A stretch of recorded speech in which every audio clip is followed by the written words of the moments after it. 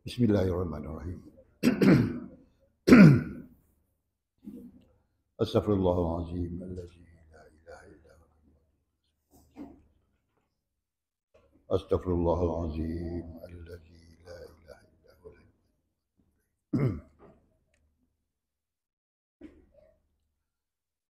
Ila hadratin Nabi sallallahu alaihi wasallam wa ala alihi wa ashabihi al-kiram syai'un lillahi lahum al-Fatihah. A'udzu billahi minasyaitonir rajim. Bismillahirrahmanirrahim. Alhamdulillahirabbil alamin. Ar-Rahmanir Rahim. Maliki yaumiddin. Iyyaka na'budu wa iyyaka nasta'in. Ihdinas siratal mustaqim. Siratal ladzina an'amta 'alaihim ghairil maghdubi 'alaihim waladdallin. Assalamualaikum warahmatullahi taala wabarakatuh. Alhamdulillahirabbil alamin wassalatu wassalamu ala asyrafil anbiya wal mursalin wa ala alihi wa ashabihi ajma'in. Amma ba'd.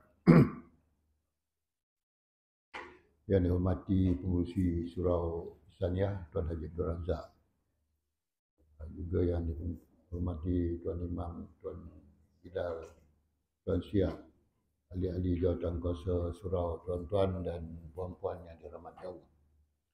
Alhamdulillah, terlebih dahulu kita panjatkan kesyukuran kepada Allah Subhanahu wa taala atas limpah kurnianya muka subuh ini. Kita sekali lagi bersama-sama berdoa subuh dan seterusnya kita menambahkan sedikit ilmu yang berkaitan dengan amalan ibadah kita setiap hari. Mudah-mudahan Allah Subhanahu wa taala memberkati kehidupan kita dan mengurniakan taufik dan hidayahnya kepada kita semua. Baiklah tuan-tuan dan puan-puan, pada pagi ini kita teruskan lagi kepada tajuk yang masih kita bincangkan berkaitan dengan najis, ya. Dan saya naik sikit ke atas, dan kaifiat bersuci daripada najis yang hukmi. Apa makna najis hukmi? Najisnya ainnya tak nampak, tapi dia pernah berlaku di tempat itu, ya. Ada kesan dia. Kesan dia ada ataupun tidak meninggalkan kesan, tapi kita tahu tempat itu telah berlaku sesuatu yang menajiskannya. Iaitu najis yang tiada baginya jirim. Apa makna jirim? Jirim ada tak ada ain dia. Jirim ni tak ada ain dia, tidak ada najis itu. Okay? Kita ni pun jirim ni tuan-tuan. Itu saya dah terangkan. Makhluk manusia ke, haiwan ke, apa-apa makhluk yang Allah ciptakan di dunia dan di luar alam kita ni, semuanya adalah jirim. Kecuali malaikat, dia tidak berjirim. Dan juga makhluk-makhluk gaib yang lain. Tapi makhluk manusia ni jirim. Apa makna jirim? Memerlukan ruang dan tempat. Maknanya manusia ni adalah jirim, dan juga haiwan dan juga binatang-binatang lain. Jirim yang memerlukan ruang dan tempat. Iaitu najis yang tiada baginya jirim dan tiada baginya sifat. Tak ada sifat. Seperti apa? Sifat apa? Seperti air kencing yang kering, yang hilang rasanya. Tak ada lagi. Tak ada lagi rasa air kencing yang jatuh kat lantai ke, kat kapet ke, kat tika ke. Air kencing tu tak ada lagi. Dah kering. Dan tak ada lagi bau dia. Bau pun tak ada dah. Sebab apa? Kita nampak tadi, kucing terkencing ke, budak kecil terkencing ke, ataupun apa lagi terkencing. Jadi tuan-tuan kena ingat juga, haiwan-haiwan keliling kita ni, kadang-kadang dia masuk dalam rumah kita. Contohnya apa? Kucing memanglah. Monyet masuk tak dalam rumah kita? Masuk. Kita nampak dia kencing. Ataupun anjing dia masuk kawasan rumah kita, dia terkencing. Tempat tu dah dipanggil najis, tapi najisnya tak ada. Maka najis itu dipanggil najis apa? Najis hukmi. Najis hukmi. Bukan najis aini, najis hukmi. Dan tak ada lagi sifat yang lain. Dah tak ada warna, tak ada rasa, tak ada bau pun dah tak ada dah. Mungkin dah 2-3 hari ke, dah lama. Baik. Apa nak buat? Maka memadalah dengan lalu air atasnya. Cukup kita lalukan air atas tempat yang dah jatuh najis, tetapi air dia tak ada, hanya tinggal tempat tu, bau pun tak ada, tapi tempat tu dah berlaku sesuatu yang menajiskan dia, maka tak perlulah kita nak gosok kuat-kuat, cuma lalukan air saja sudah cukup. Itu sudah dikira bersih lah. Tempat tu dah bolehlah kita mendirikan solat. Sekali juga, cukup sekali. Lalukan air sekali je. Jangan ambil satu beldi, itu banyak. Sekali maknanya satu gayung cukup. Cukuplah satu gayung. Dan disyaratkan pada menyucikan mutanajis, ditangkan air atasnya. Dan disyaratkan pada menyucikan mutanajis, iaitu sesuatu yang kena najis. Disyaratkan sesuatu yang kena najis. Mutanajis ni maknanya sesuatu yang kena najis, didatangkan air atasnya. Maka jika didatangkan mutanajis atas air yang tidak sampai 2 kolah, jadi najis air itu. Kalau benda yang kena najis atau najis itu sendiri masuk ke tempat yang ke dalam air yang tak sampai 2 kolah, maka air itu adalah najis. 2 kolah itu berapa kilo? Berapa liter itu? 270 liter. Kiraan hari ni lah. Tapi kiraan kita lama ni berapa tuan-tuan? 13 tin minyak tanah. Sekarang dia jual minyak tanah kita dalam tin. Tak ada dah kan? Dari mana nak cari tin tu? Itu kiraan 2 kolah. Kalau dia masuk najis ke dalam air yang tak sampai 2 kolah, walaupun tak berubah rasa, walaupun tak berubah bau dan tidak berubah warna, air itu adalah najis.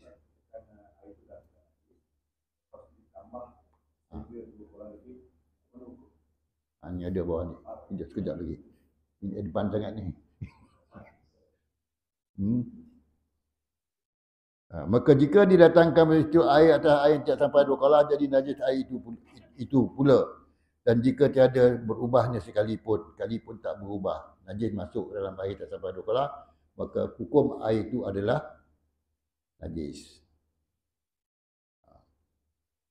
Far'on ni. Far'on ni, cabang lah. Apabila jatuh najis ke dalam air seumpama telaga yang sedikit airnya, jatuh najis ke dalam telaga. Ada lagi tak telaga rumah ni? Tak ada lagi kan? Dulu telaga tu nama ni apa? Perigi. Perigi. Telaga, perigi. Lagi apa nama dia lagi? Gaung ada tak? Gaung. Tu surau padang lebar tu, surau perigi gaung. Dalam perigi gaung pula.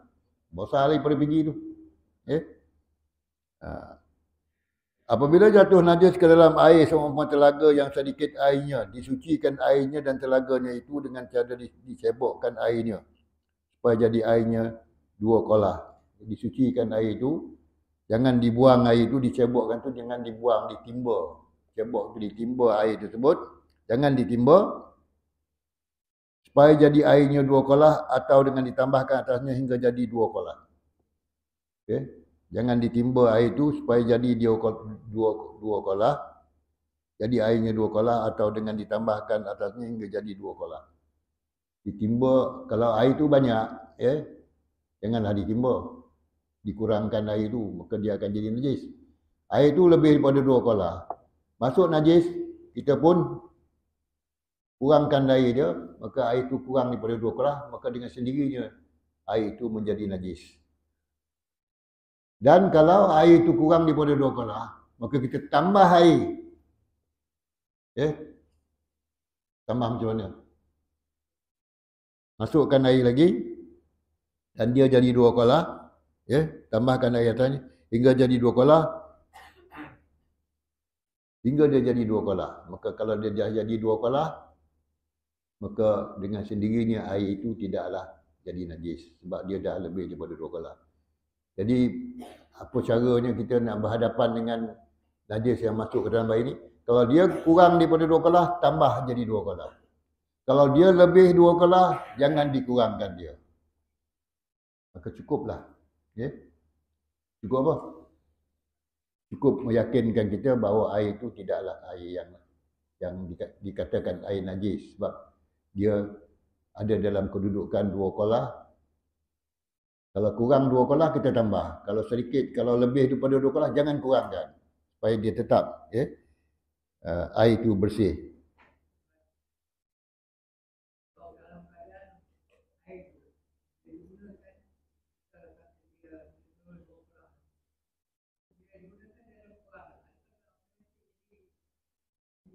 Betul? Kalau air itu dah masuk 2 kolah, masuk najis, dia tak jadi najis. Tapi kalau kita kurangkan dia, buat guna air itu untuk dibasuh kain ke ataupun basuh lantai ke, maka air itu dah jadi najis selepas daripada kita gunakan dia itu. Lepas kita keluarkan air itu dah cukup 2 kolah tadi dah. Artinya dia tak najis, boleh masuk najis. Tapi kita ambil air itu sebahagian daripadanya untuk kita basuh lantai ke apa ke, basuh kereta ke, maka air itu dengan sendirinya jadi najis. Tak ada pening lah.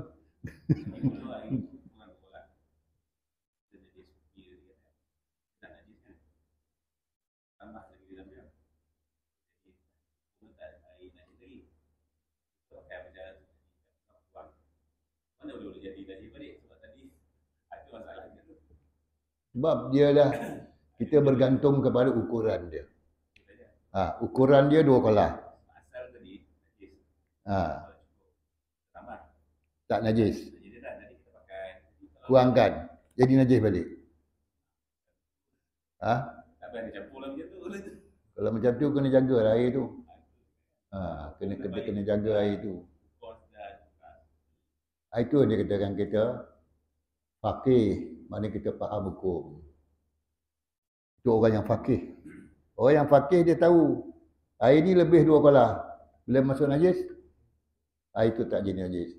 Dikurangkan, maka air itu dengan sendirinya jadi najis. Sebab dia dah kurang daripada 2 kolah. Maknanya kita kena faqih, maknanya kita kena faham.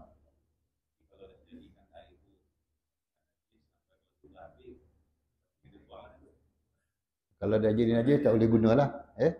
Tak boleh guna nak ambil wuduk ke apa semua, tak boleh nak basuh kain pun, dia dah jadi air najis. Okey?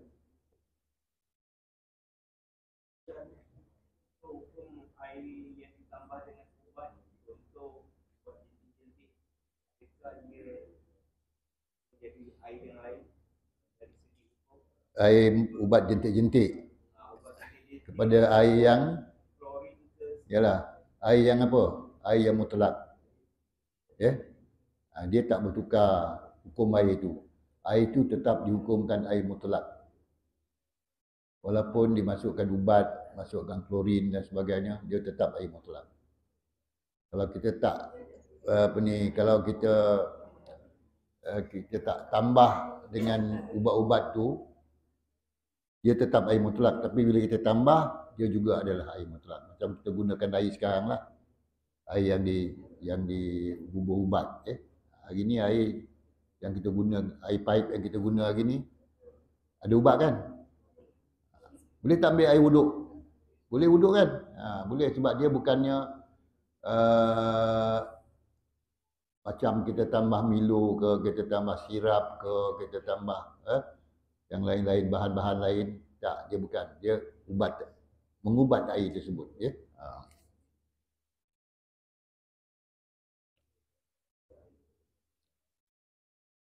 Dan tiada suci ia dengan dicebokkan air hingga habis. Dia tak jadi suci. Bila air itu kurang pada 2 kolah, kita buang lagi air itu, maka dia tak jadi suci lah tuan-tuan. Memang dia tak suci pun.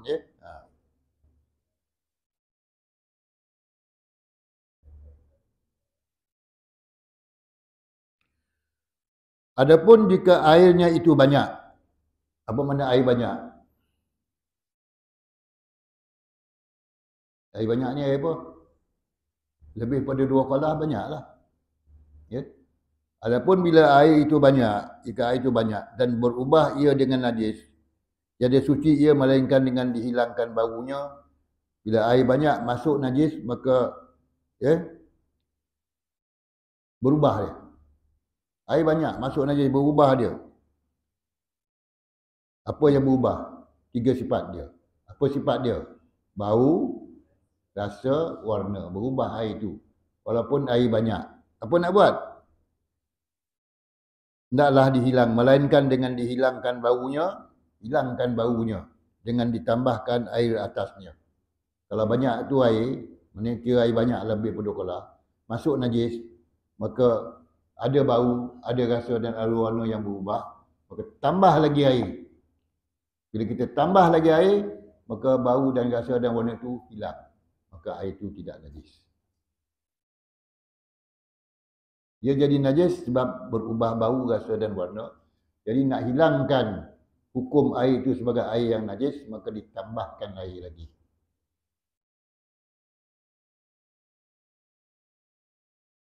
Faham tak ni? Ha?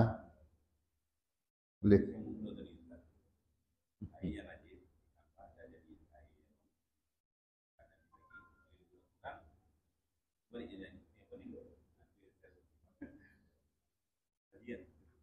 Dia bergantung pada ukuran air lah. Bila dia banyak, dia tak najis. Dan kalau air itu banyak, masuk najis, hilang bau, ada rasa, ada warna, tambah lagi air, maka tak ada lagi bau, rasa dan warna, maka air itu bersih. Tidak najis.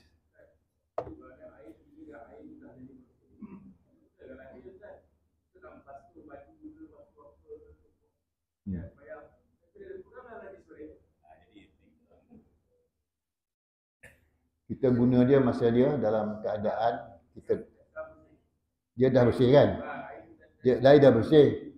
Bila kita guna dia jadi kurang daripada 2 kolah, maka dia dah jadi air apa? Dah najis balik. Janganlah guna.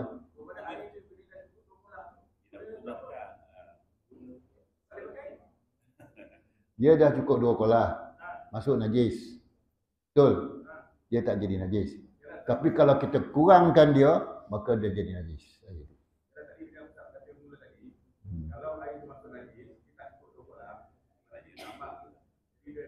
Okey. Ya. Boleh. Dah kurang. Jadi macam mana nak buat? Kalau air itu dah jadi hukum najis, tak bolehlah guna. Tambahlah air lagi. Tambah lagi air. Air banyak mencurah tu masuk air lagi. Itu yang tak hukum asal. Tapi bila tambah air, dia tak najis. Bila tak jadi, kalau kurang dia pada yang tadi, jadi kalau jadi, kenapa balik dia najis kan? Itu yang kita terima. Kita guna bila guna maka yang kurang balik itu tak boleh pakai itu yang kita di dalam bab air ni tuan-tuan ya, kaitan dengan air ni sama jugalah macam dengan air mustakmal. Tahu air mustakmal? Air yang kita dah gunakan, kita ambil wuduk ya. Basuhan yang pertama tu bila kita dah guna, air itu jatuh ke dalam baldi ke, dalam takungan air ke, maka air yang jatuh tadi tak boleh guna lagi dah sebab dia dipanggil air mustakmal. Walaupun kita nampak bersih, tetapi dihukumkan sebagai air yang telah digunakan mengambil wuduk ataupun basuhan yang pertama dalam wuduk tu. Air itu jatuh masuk dalam biji, masuk dalam apa? Dalam baldi, maka air itu tak boleh guna lagi dah. Walaupun nampak bersih, tapi dia dipanggil air apa? Air mustakmal, air yang telah digunakan. Jadi kalau kita nak guna air, itulah bab air ni nak kena faham. Air banjir yang berwarna, bolehkah kita gunakan ambil wuduk di situ ataupun ke mana? Banjir. Air itu banyak ke sikit? Air banjir banyaklah kan. Itu dah kira air banyak lah. Cuma warna je berubah.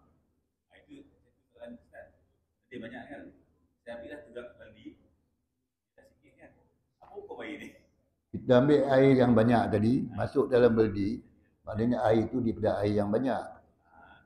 Bukan maknanya kita bila dah keluarkan daripada air yang banyak tu dia jadi najis, dia tak jadi najis. Sebab dia kita ambil daripada air yang banyak. Macam tadi, najis. Kita dah bubuh banyak. Kita ambil dia. Kan hukum yang penting kat situ.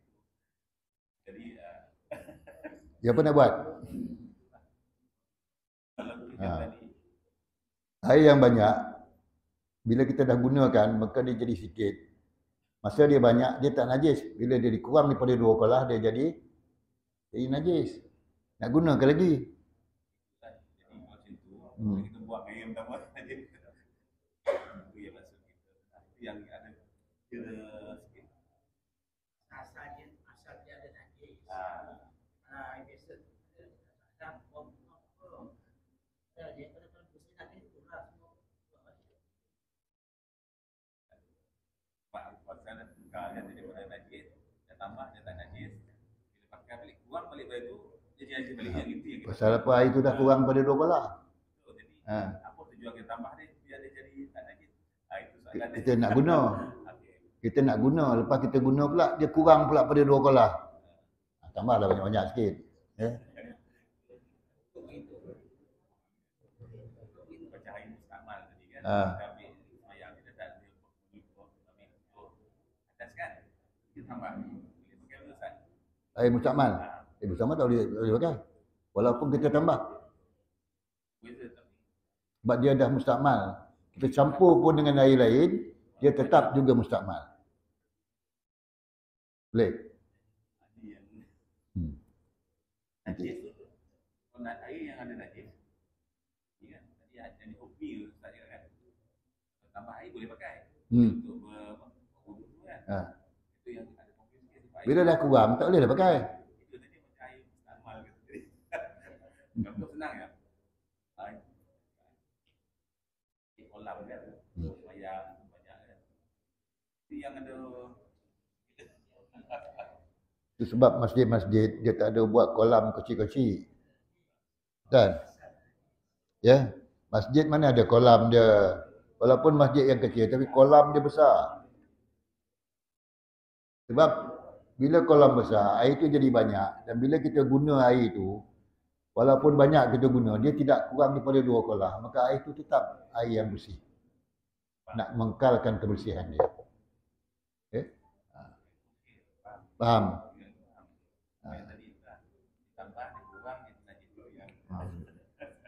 Kita nak apa? Nak bermain dengan air lah ni. Tak apa, kemudian.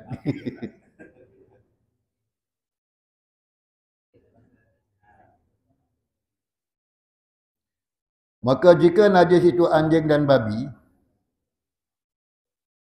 ada masalah lain lah. Bab air ni tutup dulu.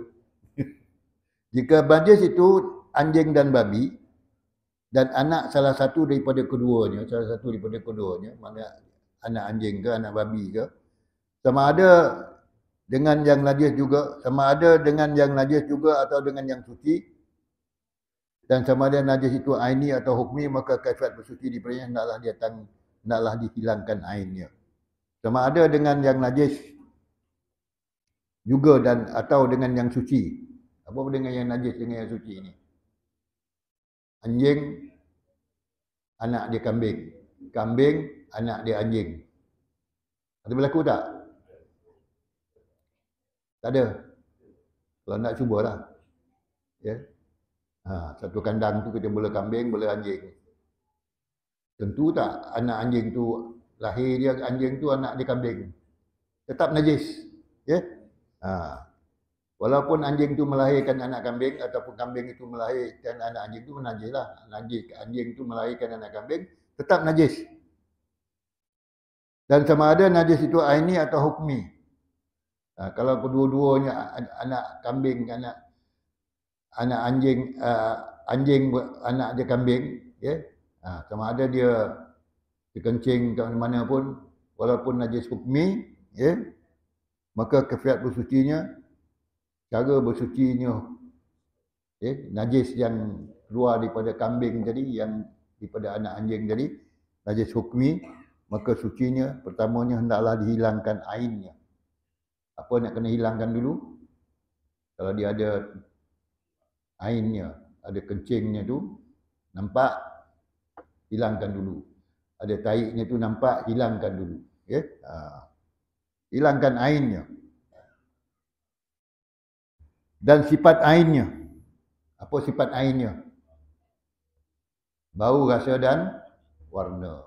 Hilangkan dulu. Sebelum kita mensucikan dia, membersihkan dia, hilangkan dulu ainnya dengan dibasuhkan dia dengan air hingga hilang. Dengan dibasuhkan dengan air hingga hilang. Itu ain.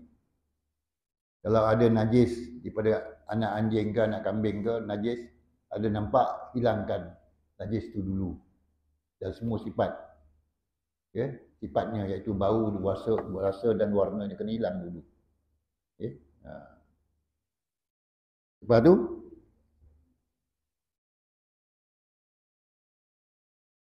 hilangkan dulu ainnya, dan yang hilangkan ainnya dan sifatnya itu dibilangkan sekali jua. Apa mana dibilangkan sekali jua? Sekali je lah. Hilangkan. Dengan dibasuh sekali, hilang. Kalau sekali itu cukup, dia boleh hilang, hilanglah. Kalau tak cukup sekali, kenalah banyak kali lah. Hilangkan ain najis tu, hilangkan dulu. Hingga hilang bau, rasa dan warnanya, hilangkan dulu ain najis tu, kemudian barulah dilalukan air 6 kali. Dilalukan air 6 kali lagi, jatuh 7 kali. Maknanya bila kita nak menghilangkan najis yang datang daripada jenis anjing dan babi ni tadi, walaupun anak dia tu anak kambing, 7 kali. Sekali dengan air bersih, sekali dengan air yang bercampur dengan apa? Campur dengan tanah, campur dengan lumpur, dan 6 kali air bersih. Itu basic, asas tuan-tuan. Walaupun hari ni kita ada macam-macam jenis sabun ke, macam-macam jenis daun ke, macam-macam jenis apa? Bahan-bahan yang boleh digunakan untuk membersihkan. Mungkin lebih hebat lagi daripada itu, tetapi asas tu mesti ada dulu. Setelah selesai semua kita bersihkan segala-galanya, baru dibasuhkan dengan air lumpur sekali, 6 kali air bersih. Cukup, itu syarat. Syarat di segi syarak. Tapi kadang-kadang orang ni fikir tak payahlah macam tu, kita dah ada sabun yang mahal-mahal ni, yang berkualiti tinggi apa semua ni. Itu soal kedua. Soal yang pertama asas di segi hukum. Kena pakai dulu.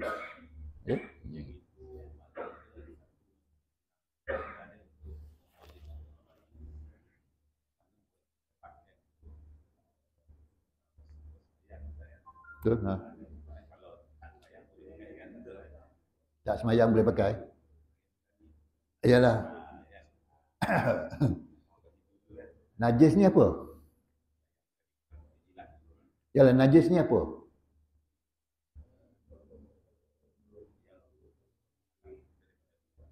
Sesuatu yang menghalang sahnya sembahyang seseorang. Kalau kita kena najis pada kain kita bawa sembahyang kita tak sah. Kalau di segi hukum kita mendirikan solat, tapi kalau nak pakai buat selimut, boleh tak? Dah dikonceng ni kat kucing. Dah kata nak buat selimut lagi. Boleh buat selimut, sah buat selimut, tetapi sesuatu yang tak selesa lah. Takkan bau kucing-kucing kita buat tidur. Jadi hukum dia dah kering pun, kena bersih sekali lalu air.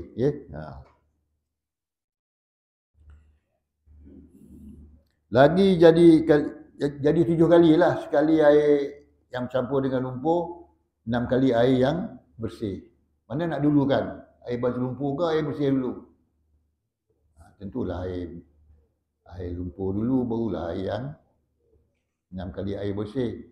Kalau 6 kali air bersih dulu, kemudian baru lumpur, apa yang tinggal? Jadi lumpur lah tinggal kat baju kita tu. Jadi kenalah pandai pula. Ini yang dia panggil faqih ni tuan-tuan. Tuan-tuan ni nak jadi faqih ni. Apa mana faqih? Yang faham tentang agama dan hukum hakam dia.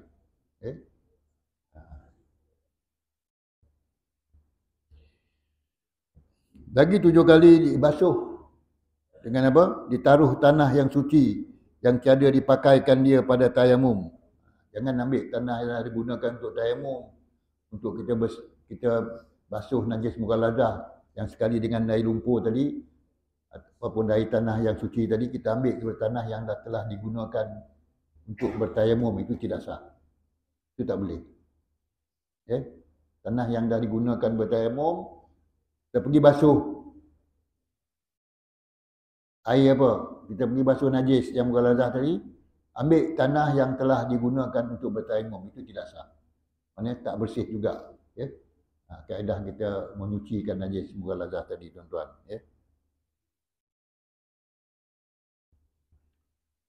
Atau menyucikan najis pada salah satu daripadanya. Atau menyucikan najis pada salah satu daripada apa? Atau menyucikan najis pada salah satu daripadanya dan dikeruhkan hari itu dengan tanah pada barang mana kali, pada barang mana kali memadai ia. Salah satulah, sucikan najis itu dengan salah satu dengan salah satu daripadanya. Daripada apa? Daripada najis, salah satu daripada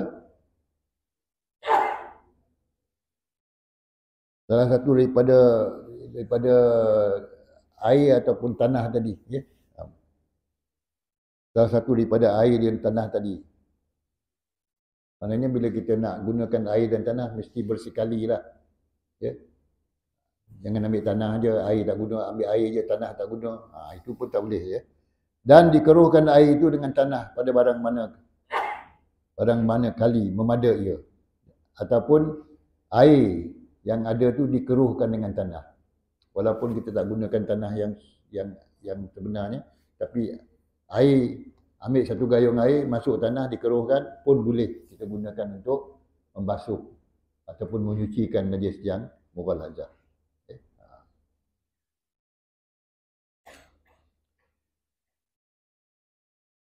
Tetapi pada awalnya itu terlebih aula.